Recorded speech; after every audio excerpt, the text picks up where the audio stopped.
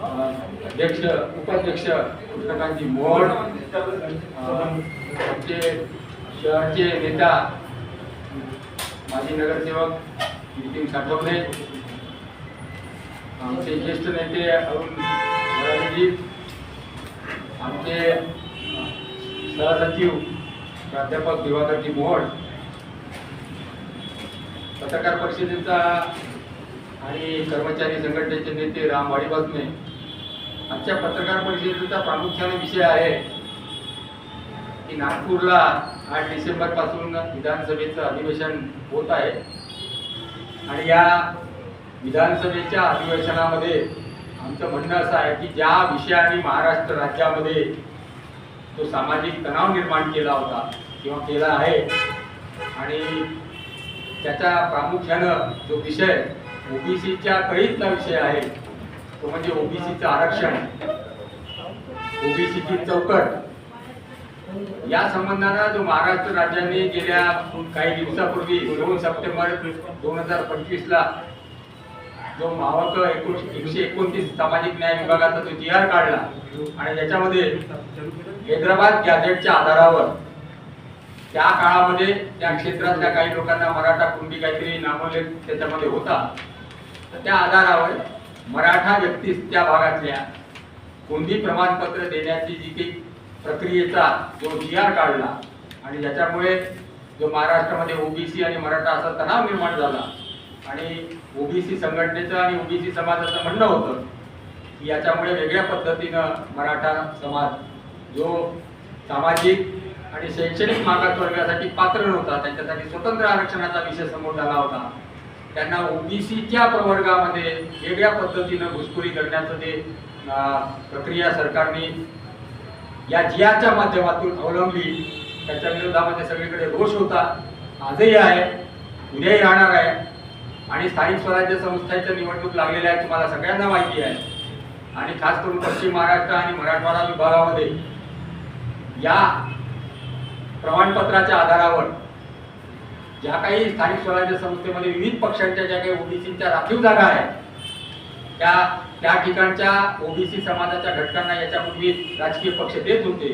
आता कदाचित याच्यामुळे या स्थानिक स्वराज्य संस्थेमध्ये या मराठा व्यक्तीस कुणबी प्रमाणपत्राच्या आधारावर ओबीसीचं प्रमाणपत्र घेऊन त्या स्थानिक स्वराज्य संस्थेमध्ये त्यांना उमेदवारी मिळत असेल आणि पुढेही मिळणार आहे, ही जी भीती आहे, हा जो सगळा विषय गोंधळाचा, भीतीचा ओबीसीच्या मनातला आणि ओबीसीचा जो रोष आहे, या अनुषंगाने आमचं असं म्हणणं होतं या विषयावर या विधिमंडळाच्या अधिवेशनामध्ये 1 दिवसाची खुली चर्चा, मोर्चे काढणे, त्या मोर्चाचं काहीच झालं नाही, इव्हेंट सारखा प्रकार होऊन गेला, इव्हेंट झाले, सगळं शांत झाल्यासारखं झालं. आमचं असं म्हणणं आहे की एवढा कळीचा विषय आहे आणि सरकार म्हणतं की न्यायालयाने आहे तो विषय आता, पण आमचं म्हणणं होतं की हे परिपत्रक जेव्हा तुम्ही काढलं त्याच्यासाठी तुमच्या विधिमंडळाचं काही मान्यता होती का याची विधिमंडळात चर्चा का नाही घडवली? एवढा महत्वाचा विषय होता. तर आमचं मागणी होती, आव्हान आहे, येत्या नागपूरच्या अधिवेशनामध्ये या विषयावर 1 दिवसाची चर्चा विधिमंडळात झाली पाहिजे. सरकारच्या माध्यमातून तो विषय आणला पाहिजे किंवा आमचं म्हणणं आहे की विरोधी पक्षाच्या माध्यमातून हा विषय आला पाहिजे. आणि याच्या दबावासाठी म्हणून आम्ही अधिवेशनाच्या काळात 8 डिसेंबर पासून तर अधिवेशन संपेपर्यंत आम्ही धरणा कार्यक्रम 2 सप्टेंबरचा GR रद्द करा, 2 सप्टेंबरच्या GR विधिमंडळात चर्चा घडवून आणा, याच्यासाठी आम्ही धरणा कार्यक्रम घेणार आहोत. आणि हा धरणा कार्यक्रम विविध जाती संघटनेच्या माध्यमातून घेणार आहोत. त्या जाती संघटनेचे नेते, त्या जाती संघटनेचे प्रतिनिधी त्या वेगवेगळ्या दिवशी येतील, त्या ठिकाणी धरणा देतील आणि आपली मागणी समोर करतील. हा आमचा प्रामुख्याने आजच्या पत्रकार परिषदेचा विषय आहे. तो सरकारच्या पर्यंत पोहोचला पाहिजे, जनतेपर्यंत पोहोचवला पाहिजे, याच्यासाठी आमची पत्रकार परिषद आहे. दुसरा, आता तुम्हाला सगळ्यांना माहित आहे की माननीय न्यायालयामध्ये जो आता आज विषय आला, स्थानिक स्वराज्य संस्थेमध्ये 50% मर्यादित मागासवर्गीय SC ST OBCचं रिझर्वेशन असलं पाहिजे, बऱ्याच नगरपंचायत नगरपालिका ज्यांची निवडणूक होऊ घातलेली आहे, 2 डिसेंबरला निवडणूक आहे, त्या संबंधानं गेल्या 19 तारीख नंतर 25 तारीख आणि आता 28 तारीख आणि आता 21 जानेवारी तोच विषय अजूनही कायम आहे.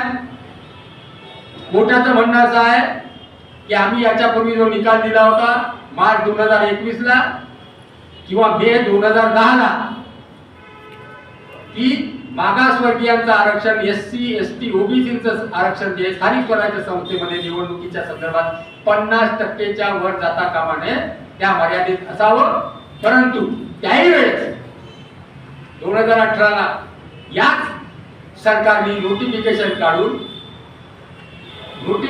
काढून तुम्हाला माहित आहे जिल्हा परिषदच्या निवडणुका घेतल्या होत्या. त्या याच निवडणुकीला याच नोटिफिकेशनला त्यावेळेस विकास गवळी यांनी आव्हान दिलं होतं आणि त्याच्यावर माननीय न्यायालयाने 2021 ला निकाल दिला आणि निकाल दिल्यानंतर 290 जिल्हा परिषद सदस्यांचा OBC सदस्यांचं जिल्हा परिषद सदस्यत्व रद्द झालं का की 50% वर लिमिट झाली आहे आणि त्याचं भुगतान कोणाला करावं लागलं. नोटिफिकेशन काढल्यानंतर काढली कशाला काढली, निवडणूक झाल्या, OBC उमेदवार लढले राखीव जागेवर, त्यांचं सदस्यत्व रद्द झालं 290चं. परत निवडणुका झाल्या आणि सर्वसाधारण गटातून त्या निवडणुका झाल्या आणि सगळ्या सर्वसाधारण गटातून मग OBCना लढावं लागलं, डबल खर्च करावा लागला. तोच विषय परत आलेला आहे. 2021 चा निकाल आहे खानविलकरचा खंडपीठाचा, 2010 चा K Krishnamurthy versus union of India, याच्यामध्ये कर्नाटक राज्याचा ते विषय होता. याच्यावर 2010 ला संविधान पीठाने निकाल दिलेला आहे 5 जजच्या की 50% वर लिमिट जाता कामा नये. असं असताना सुद्धा अंध बहिर निवडणूक आयोग आणि सरकारने ह्या सगळ्या प्रक्रिया निवडणुकीच्या लादल्या. परत नगरपंचायतच्या आणि नगरपालिकेच्या निवडणुका होऊ घातलेल्या आहेत. परत 50% मर्यादा ओलांडून काही नगरपंचायत काय परिषदांमध्ये नागपूर जिल्ह्यामध्ये आता जवळजवळ 7 नगर परिषद आणि 5 नगरपंचायत मध्ये याचं उल्लंघन झालेलं आहे. 50% वर तुमच्याकडे सगळी यादी आहे आणि निवडणुका होणार आहेत आणि परत न्यायालय म्हणतं 19 तारखेला म्हणतं 50% मर्यादेतच निवडणूक झाल्या पाहिजे, नाही तर आम्ही निवडणूक स्थगित करू. झाल्या नाही, निवडणूक पुढे चालल्या. सरकार म्हणते की आम्ही निवडणुकीची नोटिफिकेशन काढली, निवडणुकीची प्रक्रिया समोर चाललेली आहे, मग आता हे याला रोखता कामा नये, रोखू नका. परत 25 ला आम्ही निर्णय देऊ सांगितलं माननीय न्यायालयाने, 25 ला निकाल नाही झाला. परत तोच विषय आम्ही 28 तारखेला त्याच्यावर निकाल देऊ. आज 28 तारखेला महात्मा ज्योतिबा फुलेंच्या पुण्यतिथीच्या निमित्तानं परत हा विषय समोर आला आणि परत न्यायालयाने सांगितलं की आता निवडणूक तुमच्या होऊन जाऊ द्या, परंतु आम्ही जो काही निकाल देऊ 21 तारखेला जानेवारीला त्याच्यानुसारच पुढची प्रक्रिया होईल. आणि तोपर्यंत कदाचित महानगरपालिकेच्या जिल्हा परिषदच्या निवडणुका हे घेऊन टाकतील नोटिफिकेशन काढून. आणि आमचा OBC बंधू मजबुरीनं ते जे राखीव जागा OBCच्या त्याच्यावर लढण्यासाठी मजबूर होईल. परत जिल्हा परिषद मध्ये आणि महानगरपालिकेमध्ये त्या राखीव जागेमध्ये OBC लढेल, निवडून येईल आणि 21 जानेवारीला जर निकाल लागला की 50% मर्यादेत ज्या ज्या ठिकाणी निवडणुका झालेल्या आहेत त्या ठिकाणच्या OBC सदस्यत्व आम्ही आजच रद्द करतो, तिथं फेर निवडणुका घ्या आणि रिशफल करून OBCच्या त्या ठिकाणी निवडणुका झाल्या पाहिजेत. कदाचित ते म्हणू शकता ही बांधकी आयोगाचा रिपोर्ट आम्हाला मान्य नाही आणि परत इम्पेरिकल टेस्टच्या मागे लागून परत ते म्हणतील की परत इम्पेरिकल टेस्ट करा, कारण की बांधकी आयोगाच्या रिपोर्टला चॅलेंज केलेला आहे.